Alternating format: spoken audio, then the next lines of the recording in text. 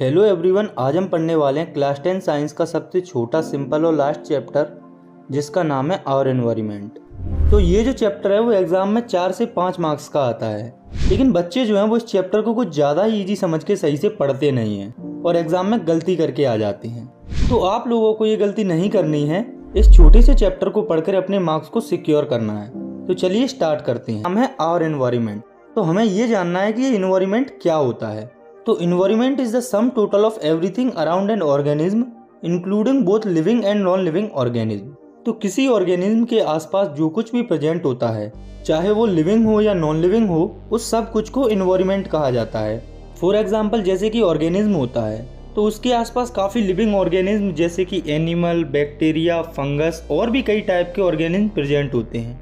वहीं पर इसी के साथ काफ़ी नॉन लिविंग कंपोनेंट भी वहाँ पर प्रेजेंट होते हैं। तो वो सब कुछ मिलकर इन्वायरमेंट कहलाते हैं। तो अब हम समझते हैं इस चैप्टर के पहले टॉपिक को, जो कि है इकोसिस्टम। तो अगर हम बात करें इकोसिस्टम की डेफिनेशन की, तो वो हो जाएगी an ecosystem is a geographical area where living organism interact with each other and surrounding environment. मतलब कि एक इकोसिस्टम एक ऐसा जियोग्राफिकल एरिया होता है जहाँ अलग अलग लिविंग ऑर्गेनिज्म जैसे कि प्लांट्स, एनिमल, माइक्रो ऑर्गेनिज्म वगैरह इंटरेक्ट करते हैं एक दूसरे के साथ और सराउंडिंग्स के साथ। तो ये तो हो गई इकोसिस्टम की डेफिनेशन। हमें यहाँ पर इकोसिस्टम को थोड़ा सा डीपली डिटेल में पढ़ना है।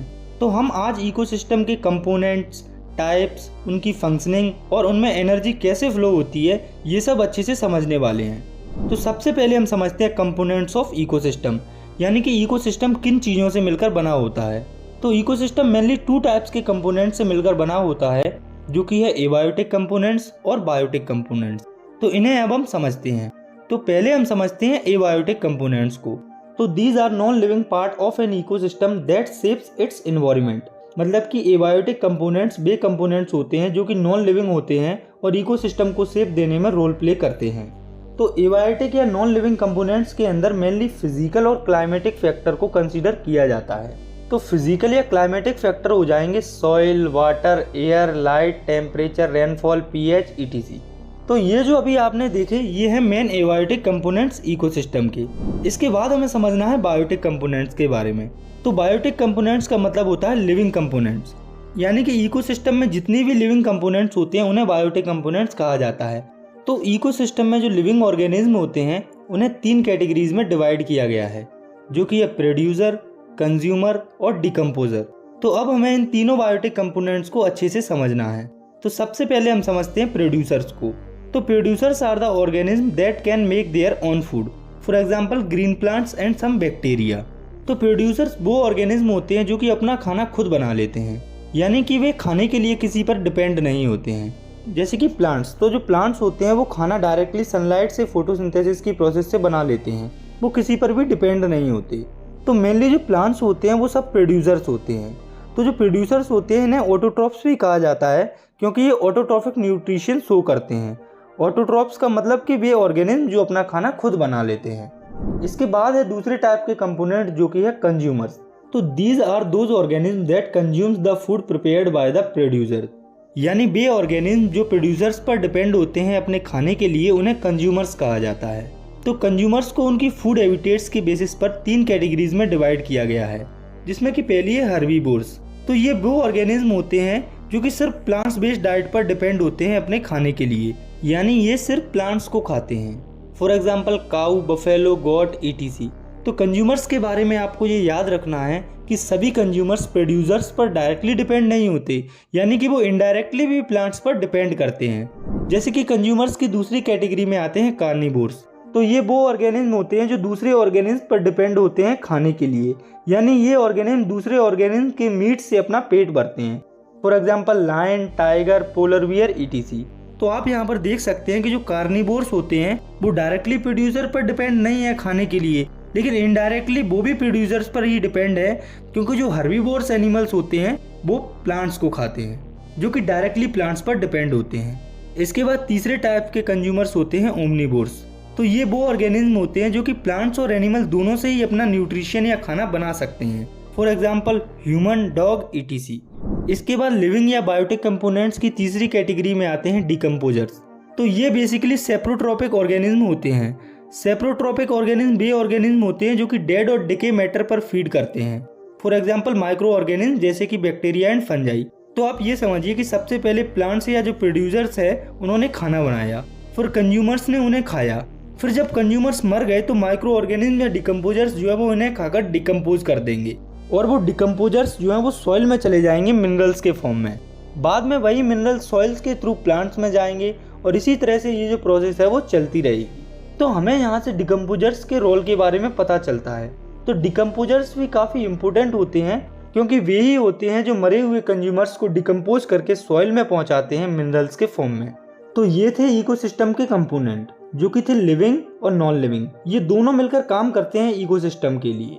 तो इकोसिस्टम के कंपोनेंट्स को देखने के बाद अब हमें देखना है टाइप्स ऑफ इकोसिस्टम, यानी कि इकोसिस्टम के टाइप्स। तो इकोसिस्टम के मेनली 2 टाइप्स होते हैं जो कि ये नेचुरल इकोसिस्टम और आर्टिफिशियल इकोसिस्टम। तो चलिए इन्हें अब हम देखते हैं। तो पहले हम समझते हैं नेचुरल इकोसिस्टम को। तो ये वो इकोसिस्टम होते हैं जो कि नेचुरली होते हैं। इन्हें रन करने के लिए या चलने के लिए किसी की ज़रूरत नहीं होती है। इनमें ह्यूमंस का कोई इंटरफेरेंस नहीं होता। और ये जो नेचुरल इकोसिस्टम होते हैं वो भी फर्दर 2 टाइप्स में डिवाइडेड होते हैं जो कि टेरेस्ट्रियल इकोसिस्टम और एक्वाटिक इकोसिस्टम।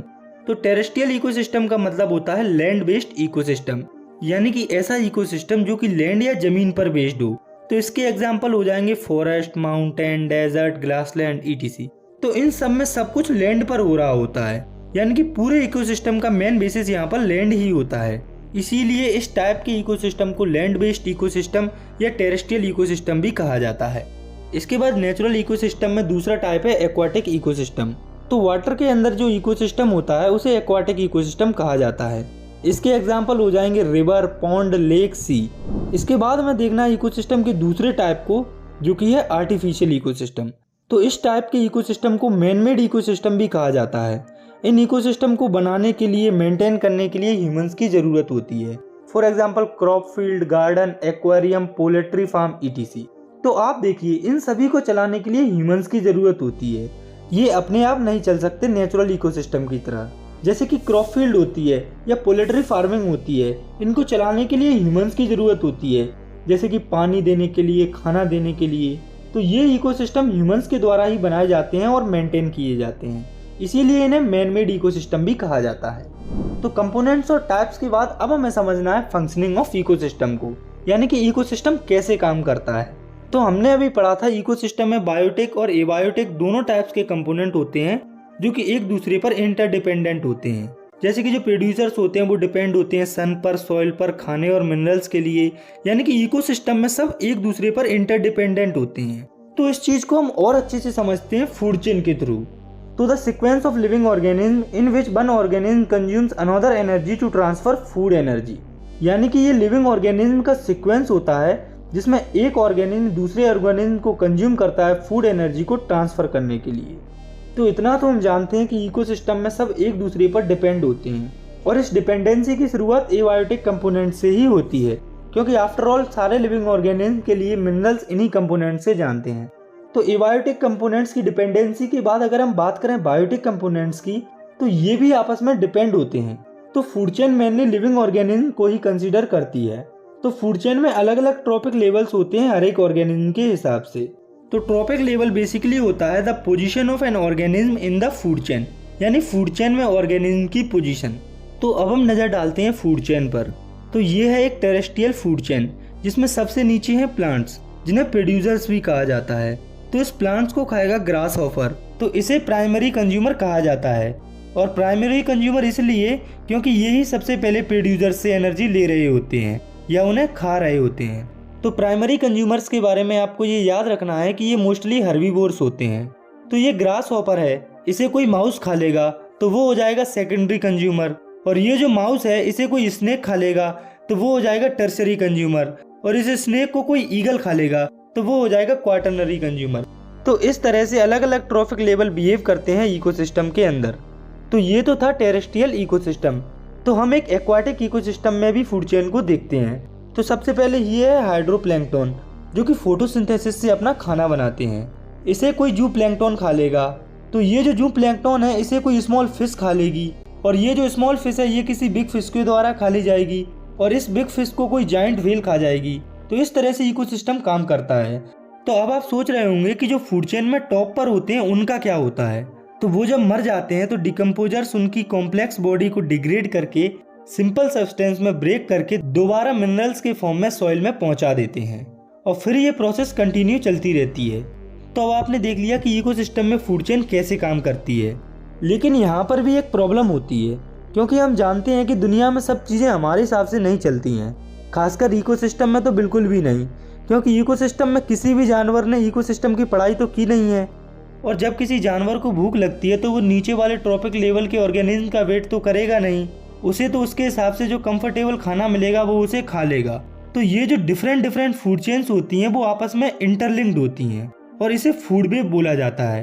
तो इसकी डेफिनेशन हो जाएगी the network of interlinked food chain is called food web, यानी कि इंटरलिंक्ड फूड चेन का जो नेटवर्क होता है उसे फूड वेब कहा जाता है।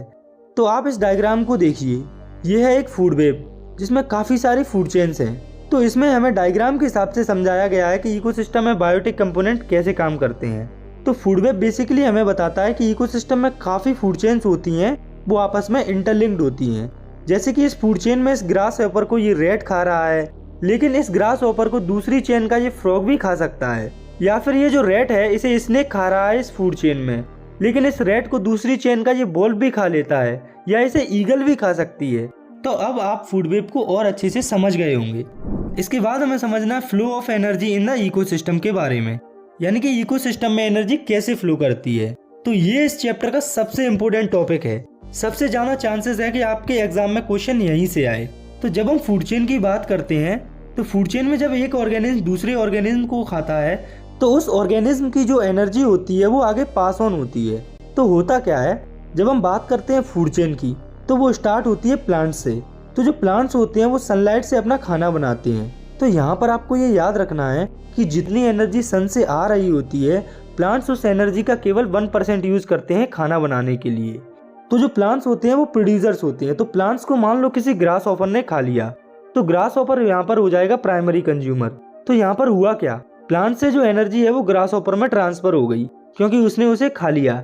ऐसे ही ग्रास हॉपर से एनर्जी स्नेक में पहुंच गई, और स्नेक यहाँ पर है सेकेंडरी कंज्यूमर, क्योंकि उसने प्राइमरी कंज्यूमर को खाया है। ऐसे ये जो स्नेक है इसे ईगल खाएगा, जो कि हो जाएगा टर्सरी कंज्यूमर इस फूड चेन का। तो अगर आप यहाँ पर ध्यान से देखेंगे तो आपको पता चलेगा कि फूड चेन में जो एनर्जी का फ्लो है एक पैटर्न में होता है, जो कि प्रोड्यूसर से मोस्टली टर्सरी कंज्यूमर तक चलता है, या कभी कभी क्वार्टरनरी कंज्यूमर तक। तो अलग अलग ट्रॉपिक लेवल में कितनी एनर्जी ट्रांसफर होती है ये हम पता लगा सकते हैं 10% लॉ से। तो ये लॉ कहता है only 10% of energy entering a particular trophic level of an organism is available for transfer to the next higher trophic level. मतलब कि सिर्फ 10% एनर्जी ही फूड चेन के अंदर ट्रांसफर होती है अगले ट्रॉपिक लेवल के ऑर्गेनिज्म के लिए। तो इसे आप ऐसे समझिए, ये है प्रोड्यूसर्स। तो जब इन्हें प्राइमरी कंज्यूमर खाएंगे तो उनमें इनकी टोटल एनर्जी की 10% एनर्जी ही आगे ट्रांसफर होगी, और जब इन प्राइमरी कंज्यूमर को सेकेंडरी कंज्यूमर खाएंगे तो उनकी भी सिर्फ 10% एनर्जी ही आगे ट्रांसफर होगी। ऐसे ही जब इन सेकेंडरी कंज्यूमर को टर्सरी कंज्यूमर खाएंगे तो उनके अंदर सेकेंडरी कंज्यूमर में जितनी एनर्जी है उसकी केवल 10% एनर्जी ही ट्रांसफर होगी। तो इसे आप ऐसे समझिए, जैसे कोई प्लांट्स है उसमें एनर्जी है 50,000 जूल, तो जब प्लांट को ग्रास हॉपर खाएगा तो उसको एनर्जी मिलेगी 5000 जूल। तो जब इस ग्रास हॉपर को कोई स्नेक खाएगा तो उसको एनर्जी मिलेगी, तो 5000 का 10% हो जाएगा 500 जूल। जब इस स्नेक को ईगल खाएगी तो उसको एनर्जी मिलेगी 50 जूल। तो अब आप यहाँ पर देखिए कि जो लॉस ऑफ एनर्जी है वो काफ़ी ज़्यादा है। टर्सरी कंज्यूमर के लिए बहुत ही कम एनर्जी बचती है, इसीलिए ये जो फूड चेन होती है वो काफ़ी कम ट्रॉपिक लेवल में ख़त्म हो जाती है, क्योंकि हायर ट्रॉपिक लेवल वाले ऑर्गेनिज्म के लिए बहुत ही कम एनर्जी बचती है। ये आपको याद रखना है अच्छे से, क्योंकि 90% चांसेस हैं आपके एग्जाम में 10% लॉ से क्वेश्चन आए। आपको अपने आप से भी 10% लॉ पर बेस्ड कुछ न्यूमेरिकल्स को प्रैक्टिस करना है, जिससे आप एग्जाम में प्रॉब्लम में ना फंसें। इसके बाद हमें समझना है काफ़ी इंपॉर्टेंट टर्म को, जो कि है बायोमैग्निफिकेशन। तो it is the increase in concentration of toxins और non biodegradable substance in the body of tissues of organism as it move from one trophic level to the next. मतलब कि जब organism के अंदर टॉक्सिन या non biodegradable substance enter कर जाते हैं तो ये ऑर्गेनिज्म फूड चेन के अंदर नेक्स्ट ट्रॉपिक लेवल में जाते हैं, तब इनका कंसंट्रेशन और इंक्रीज हो जाता है। तो पहले आप ये समझें कि नॉन बायोडिग्रेडेबल सब्सटेंस क्या होते हैं। तो ये वो सब्सटेंस होते हैं जो कि नेचुरल ऑर्गेनिज्म के द्वारा ब्रेक डाउन नहीं होते। और ये सोर्स होते हैं पॉल्यूशन के। तो जब टॉक्सिन या ये नॉन बायोडिग्रेडेबल सब्सटेंस एंटर करते हैं किसी पर्टिकुलर ऑर्गेनिज्म में, तो वो पूरे फूड चेन या इकोसिस्टम में पहुंच जाते हैं, क्योंकि इकोसिस्टम में ऑर्गेनिज्म फूड वेव के थ्रू इंटरलिंक्ड होते हैं। फॉर एग्जाम्पल, कोई पॉन्ड है, वो पॉल्यूटेड हो गया है, उसमें काफी सारे नॉन बायोडिग्रेडेबल सब्सटेंस मिक्स हो चुके हैं, तो ये जो टॉक्सिन है वो सबसे पहले जाएंगे प्लैंक्टन्स के अंदर। इनके अंदर आप मान लो कि 2 ppm यानी कि पार्ट्स पर मिलियन। तो आप यहाँ पर ये याद रखें कि प्लैंक्टन में कितना कंसंट्रेशन है, 2 ppm। जब इन्हें छोटी छोटी फिशेस खाएंगी तो उनके अंदर ये कंसंट्रेशन बढ़ जाएगा, क्योंकि फिशेस इन्हें बार बार खाती हैं, तो उनके अंदर कंसंट्रेशन हो जाएगा 5 ppm। और जब इन छोटी छोटी फिशेस को लार्जर फिश खाएगी तो उनमें ये कंसंट्रेशन और बढ़ जाएगा। जैसे कि लार्जर फिश में ये कंसंट्रेशन हो जाएगा 200 ppm, क्योंकि वो फिश काफी सारी स्मॉल फिशेस को खाती हैं। जब इन्हीं फिशेस को ह्यूमन खाते हैं तो उनके अंदर सबसे ज्यादा कंसंट्रेशन पहुंचता है अराउंड 1600 ppm। तो आपको यहाँ पर एक इम्पोर्टेंट पॉइंट याद रखना है कि हाईएस्ट ट्रॉपिक लेवल में सबसे ज्यादा कंसंट्रेशन पहुंचता है टॉक्सिन का। अगर हम बात करें एनर्जी की तो उनमें सबसे कम एनर्जी पहुंचती है, जैसा कि हम 10% लॉ में पढ़ चुके हैं। तो वैसे तो बायोमैग्निफिकेशन में आपको इतना ही याद रखना है, लेकिन अभी मैंने आपको जो समझाया है इसमें मजा नहीं आया। मुझे खुद इससे सेटिस्फेक्शन नहीं मिल रहा है, क्योंकि यहाँ से काफी क्वेश्चन राइज हो रहे हैं हमारे मन में, जैसे कि ये हुआ कैसे, यहाँ पर हुआ क्या। इसे हम एक एग्जाम्पल से और अच्छे से समझ लेंगे, जिससे ये सब बिल्कुल क्लियर हो जाएगा।